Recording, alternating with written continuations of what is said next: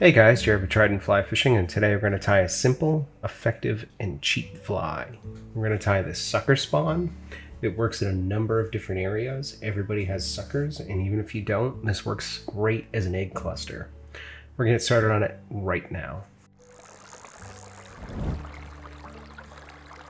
So in the vise today, I just have a curved shank, barbless hook.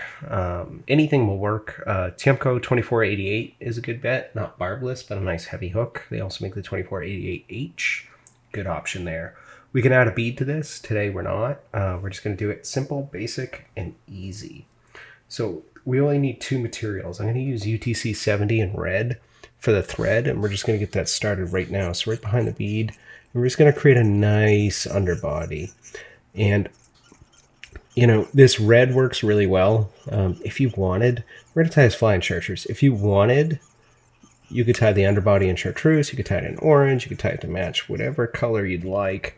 I like the red, the contrast. It's classic. It works well, and it looks good with this fly. So we have our nice little thread base.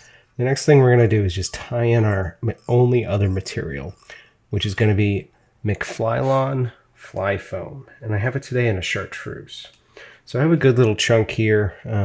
They come in these kind of stringy fibers, and we just want to grab a size that is going to match our hook. So I've stacked these and cut these so that I have a nice square butt, and we're just going to tie this in. I'm going to use a pinch wrap, tie it in halfway down that bend almost, or at least down the bend a bit, and then we'll just cover this up. And we can tie this fly a little pretty, or we can tie it nice, effective, and messy. And today we're going to go for somewhere in between here. So I will cover that up. So right there, I'd like to get a nice loop. So all I did was gather my materials, tighten them up, pinch with my fingers, and pull a little loop.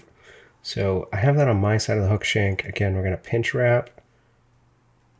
So we got some extra dubbing material here. We're just going to do a nice little pinch wrap, keep that right on top of the hook shank, and then a couple of wraps, and we're good. And then we'll just do that again. So I like to go big or small to big. So we'll do this. We'll get these nice varied sizes here, and we'll do a really big one in the middle here, nice and loose. Again, pinch wrap, make sure they're right on top of the hook shank. Couple of wraps, and then we'll move forward and we'll do it again. So one more about that size, about the same height as the other one. We're going to create this nice kind of oval shape here.